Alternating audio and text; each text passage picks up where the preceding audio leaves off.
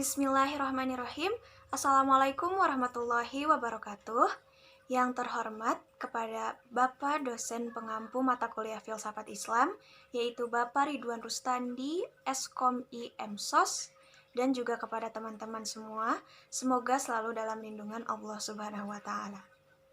Kali ini kami kelompok 2 dari Bimbingan Konseling Islam kelas 2C, Fakultas Dakwah dan Komunikasi UIN Sunan Gunung Jati Bandung, yang beranggotakan Mita Aulia, Nabila Sri Rahayu, Nabila Nurbaitillah Putri, Nanda Umul Fatimah, saya sendiri, Nurul Fadilah, dan Rifdah Rohadatul Jannah akan memaparkan materi mengenai pengaruh filsafat Helenistik terhadap dinamika filsafat Islam. Jadi, selamat menyimak dan juga selamat mempelajari materinya. Saya Mita Aulia akan menjelaskan materi mengenai Islam dan pemikiran Helenisme. Ketika Islam lahir, bangsa Arab dikelilingi oleh bangsa-bangsa yang berkebudayaan tinggi dan megah, seperti Persia, Romawi, Yunani, dan India. Sebagai masyarakat yang baru lahir, jika Islam hendak memiliki kebudayaan dan peradaban yang tinggi, maka harus mempelajari kebudayaan bangsa lain yang jauh lebih maju.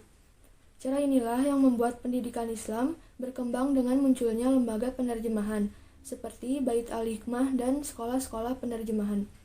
Penerjemahan tersebut kemudian menggugah rasa tertarik umat Islam untuk mempelajarinya dengan mengambil hal-hal yang sesuai dengan ajaran Islam. Selanjutnya, mereka mengembangkannya menjadi karya-karya yang asli milik umat Islam. Transmisi keilmuan non-Islam yang dilakukan oleh umat Islam pada zaman klasik sebagian besar merupakan pemikiran warisan Yunani. Walaupun ada sebagian pemikiran India, tapi pemikiran bangsa Yunanilah yang mempunyai pengaruh besar. Saya Nabila Nurbaitillah Putri akan menjelaskan sedikit tentang Helenisme. Helenisme atau disebut juga sebagai pemindahan bahasa Yunani ke dalam Islam itu terjadi dalam kurun waktu 6 abad, yakni tahun 750 sampai 1258 Masehi, yang berorientasi pada penyelarasan Islam dengan ide-ide filsafat Yunani, juga membatasi pemahaman filsafat Yunani yang bercorak ateis dan Islam yang bercorak monoteis. Tak hanya itu, bahkan ke wilayah yang lebih luas seperti sosial, ekonomi, dan politik. Namun Islam sangat bergantung pada Barat dalam banyak aspek. Ketertarikan Islam semakin besar pada warisan Yunani berupa filsafat. Setelah seringnya terjadi perdebatan umat Islam dan Kristen pada masa dinasti Umayyah yang bermuatan argumen-argumen rasional yang senada dengan filsafat dan ilmu sastra. Masa keemasan umat Islam terjadi pada abad ke-12 karena mau menerima pemahaman yang datang dari luar untuk memperkaya perspektif. Untuk menepis dugaan bahwa filsafat Islam adalah carbon copy dari filsafat Yunani, para ulama membuat tulisan mengenai hal-hal yang berbeda dengan filsafat Yunani, seperti teori-teori kenabian dan lain-lain. Saya Rifdah Rohadatul Jannah. Di sini saya akan melanjutkan penjelasan yang telah dijelaskan oleh Nabila. Brun menjelaskan peradaban Helenisme yang dibedakan atas peradaban Helenis dan Helenistik, yang berasal dari kata Helen, yaitu Yunani. Helenis yaitu peradaban Yunani kuno yang mulainya pada tahun 776 sebelum Masehi sampai dengan meninggalnya Iskandar Agung pada tahun 323 sebelum Masehi. Dasar filsafat ini mulanya berasal dari Yunani, kemudian diselaraskan dengan aspirasi-aspirasi yang hidup dalam masyarakat setempat yang pada saat itu baru diduduki oleh orang-orang Islam, dan diselaraskan dengan pengaruh timur lainnya. Kemudian diisi dengan doktrin Islam yang dinyatakan dengan bahasa Arab.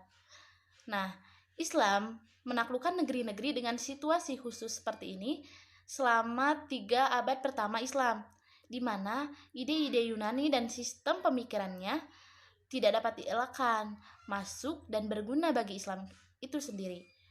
Dan dari tangan para ilmuwan muslimlah berkembangnya konsep ilmu sains dan filsafat ilmu yang terdiri atas postulat-postulat Al-Quran. Saya Nabila Sri Rahayu akan menjelaskan materi mengenai Pengaruh filsafat Helenistik terhadap dinamika filsafat Islam.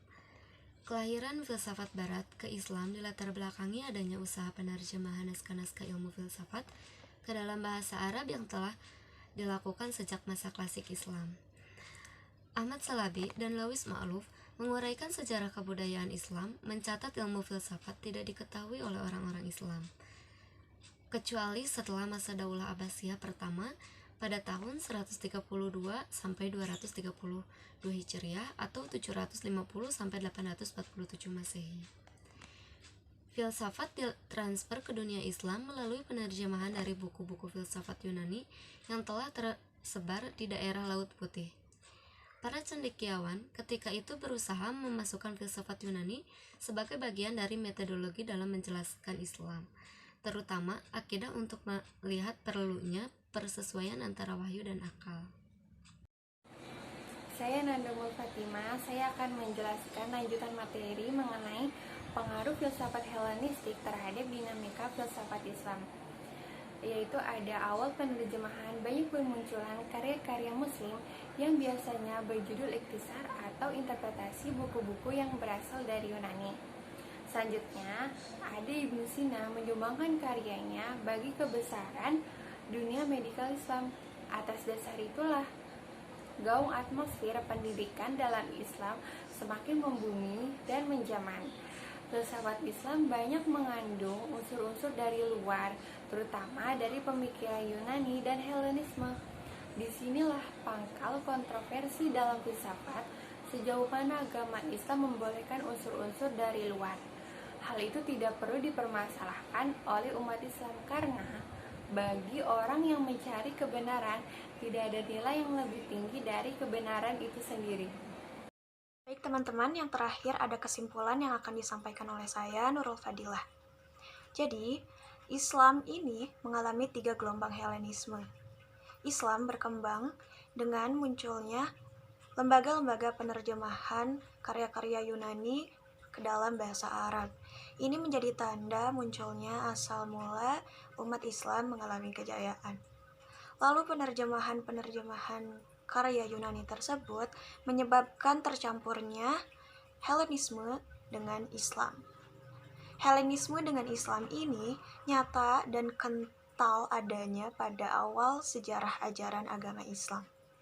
Memandang pemikiran Yunani atau Helenisme, Islam membolehkan masuknya unsur-unsur dari luar, namun tetap mengambil langkah sistematis hingga akhirnya bisa mengarah kepada islamisasi ilmu pengetahuan.